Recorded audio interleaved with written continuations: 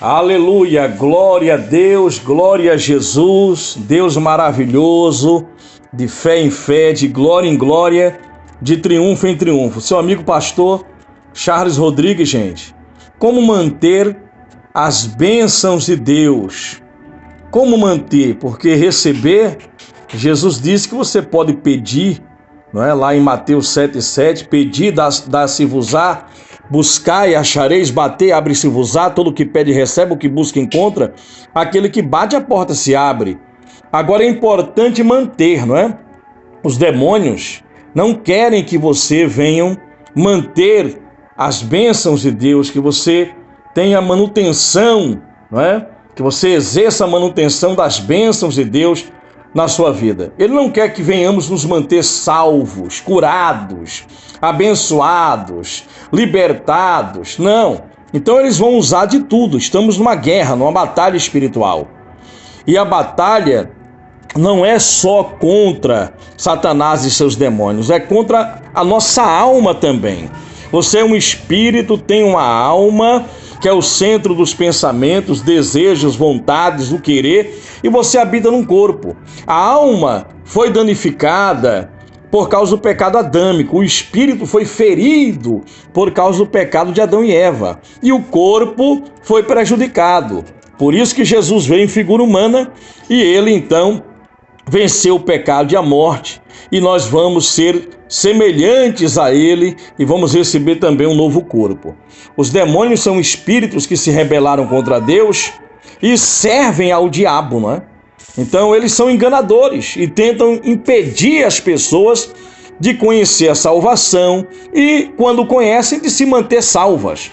Os demônios também tentam dificultar a vida do crente e desviá-los da presença de Deus.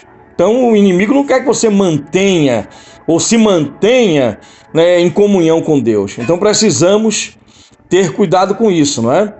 Você não precisa ter medo dos demônios.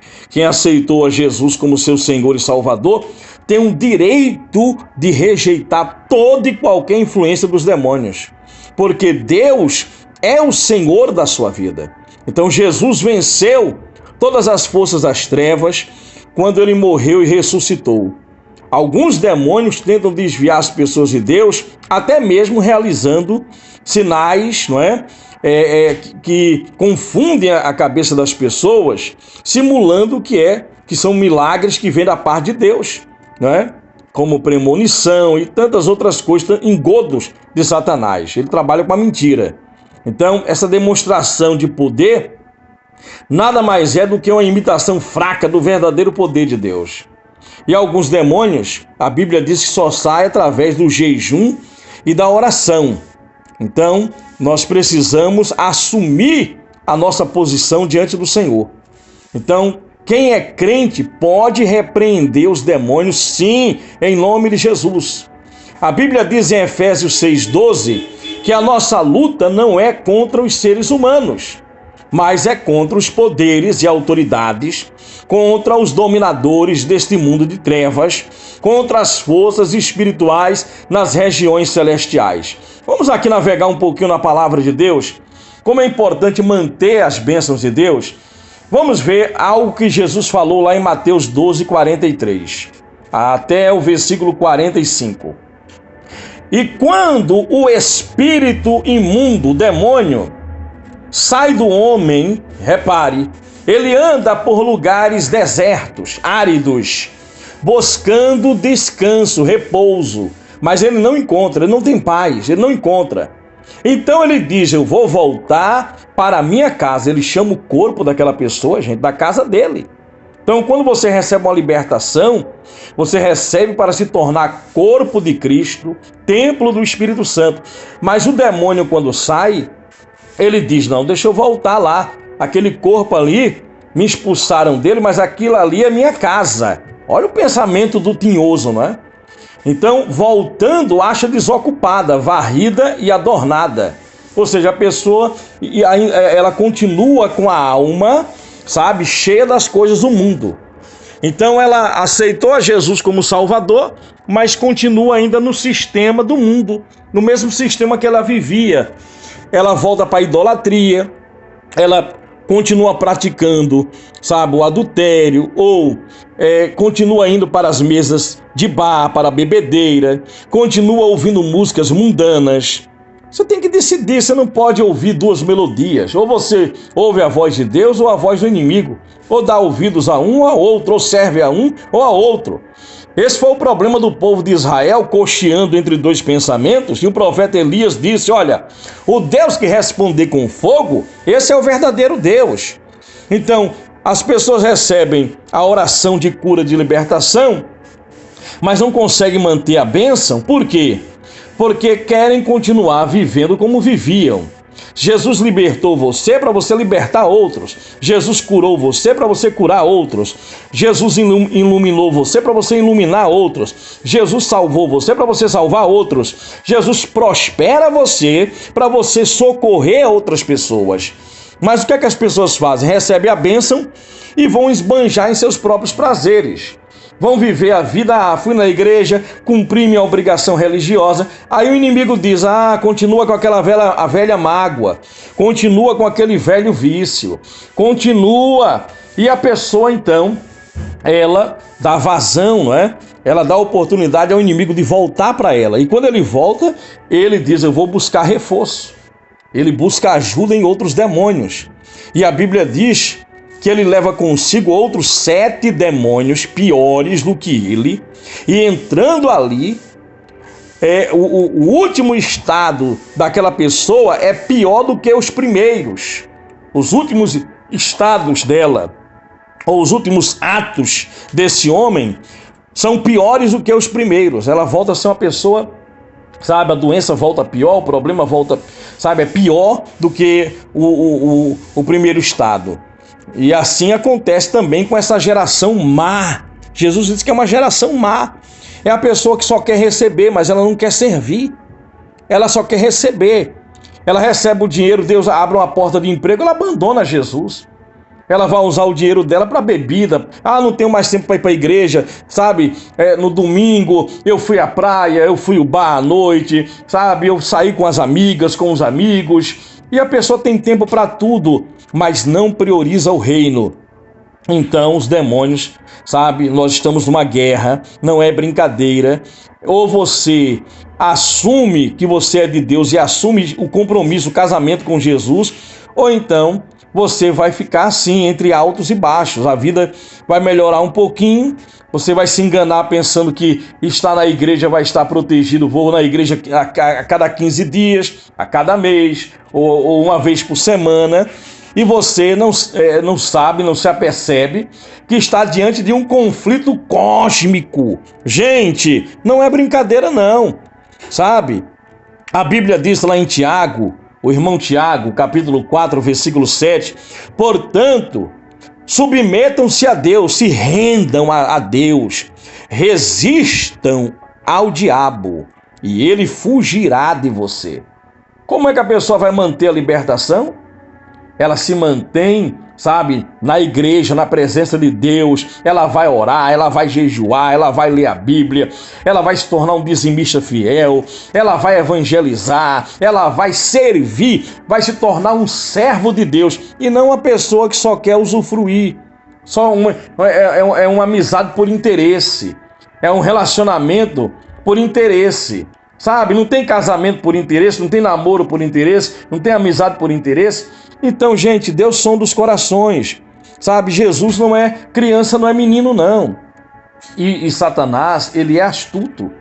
Ele sabe o que pode fazer para chamar a atenção do seu querer, da sua vontade, da sua alma. Então, a batalha espiritual, às vezes, você é uma pessoa que está servindo a Deus na igreja, veja. Outra coisa que acontece na batalha espiritual. Pastor, eu estou servindo a Deus na igreja, eu estou firme com Jesus, mas eu não tenho reconhecimento de ninguém, sabe? Então nós servimos a Deus na força do braço, servimos a Deus com a alma, servimos a Deus, sabe, com o nosso ego. Nós queremos aplausos, nós queremos reconhecimento humano. Nós queremos que as pessoas nos vejam, que as pessoas vejam quanto somos pessoas boas. Então eu ajudo aquela pessoa porque eu sou uma pessoa boa. Eu não falo mal de ninguém porque eu sou uma pessoa muito boa. Então nós, sabe, a nossa alma quer o merecimento. Eu jejuo muito, eu sou dizimista, Deus tem a obrigação de me abençoar. Eu vou colocar Deus na parede. Então, gente, é uma batalha. Ou nós nos tornamos realmente mortos para nós mesmos, ou nós fazemos morrer a nossa natureza. Se o grão de trigo cair na terra e não morrer, ele fica sozinho. Então, gente, é uma batalha muito grande. Mas se você se esvaziar de si, se você realmente decidir servir a Deus, ser um servo de Deus, Deus vai te honrar, Deus vai te socorrer. Nada, ninguém vai poder tocar num fio de cabelo da sua cabeça.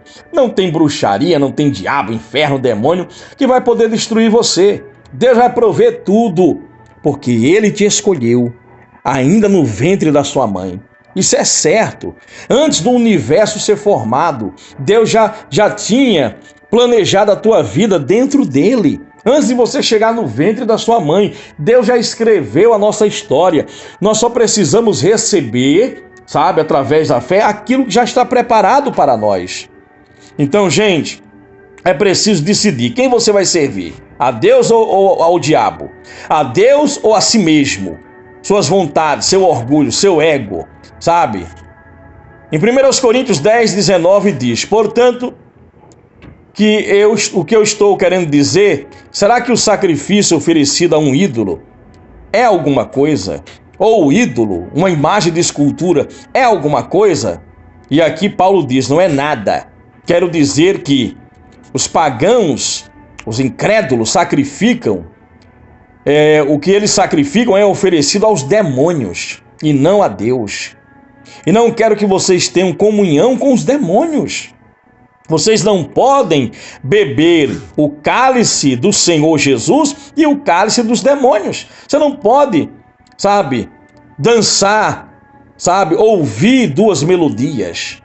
Ou você está conectado a Deus através de Jesus ou não. E se você não estiver, saiba que você está no meio de uma guerra. Não existe esse muro imaginário. Estou em cima do muro. Eu nem sou crente ainda, mas sou uma pessoa boa, não faço mal a ninguém, sabe? Ajudo os pobres, bebo a minha cervejinha, fumo meu cigarrinho, só faço mal a mim mesmo. Você está se enganando. Ou você é de Deus ou não é. Se você não é de Deus, você está desprotegido. Se você não tem aliança com Deus através de Jesus, você está desprovido da salvação, da proteção divina e da vida eterna. É o que a Bíblia diz, não é o que o povo acha. Não é o que a multidão pensa. Não é o politicamente correto. Ou você segue o manual de Deus, que é a palavra, ou você vai seguir o que o povo acha e pensa. E aí, nenhum ser humano tem salvação para te dar. Olha, vamos lá. Marcos 1,34. E Jesus curou muitos que sofriam de várias doenças. Também expulsou muitos demônios. Não permitia que esses demônios falassem, porque sabiam quem ele era. Então Jesus expulsava demônios.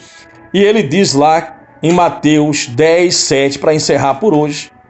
Mateus 10, 7 até o versículo 8. Olha a ordem dele.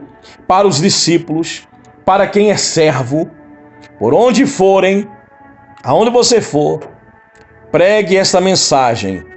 O reino de Deus está próximo. Está próximo de você. Estenda a mão e pegue o reino de Deus.